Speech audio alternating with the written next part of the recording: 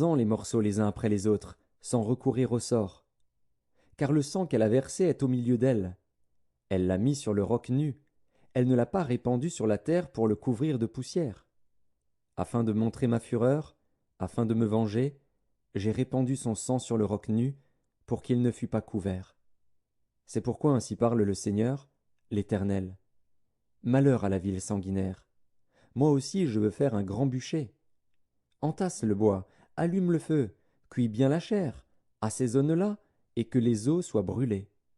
Puis mets la chaudière vide sur les charbons, afin qu'elle s'échauffe, que son airain devienne brûlant, que sa souillure se fonde au-dedans, et que sa rouille se consume. Les efforts sont inutiles, la rouille dont elle est pleine ne se détache pas. La rouille ne s'en ira que par le feu. Le crime est dans ta souillure. Parce que j'ai voulu te purifier et que tu n'es pas devenu pur, tu ne seras plus purifié de ta souillure jusqu'à ce que j'aie assouvi sur toi ma fureur. Moi, l'Éternel, j'ai parlé.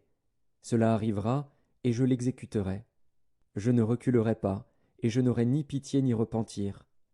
On te jugera selon ta conduite et selon tes actions, dit le Seigneur, l'Éternel. La parole de l'Éternel me fut adressée, en ces mots. Fils de l'homme, voici, je t'enlève par une mort soudaine ce qui fait les délices de tes yeux. Tu ne te lamenteras point, tu ne pleureras point, et tes larmes ne couleront pas. Soupire en silence, ne prends pas le deuil des morts. Attache ton turban, mets ta chaussure à tes pieds, ne te couvre pas la barbe, et ne mange pas le pain des autres.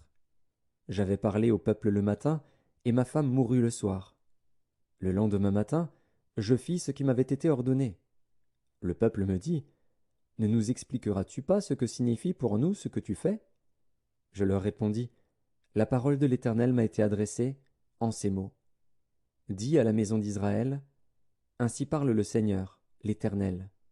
Voici, je vais profaner mon sanctuaire, l'orgueil de votre force, les délices de vos yeux, l'objet de votre amour.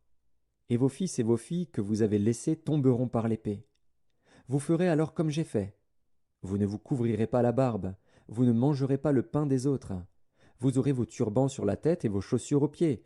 Vous ne vous lamenterez pas et vous ne pleurerez pas. Mais vous serez frappés de langueur pour vos iniquités, et vous gémirez entre vous. Ézéchiel sera pour vous un signe.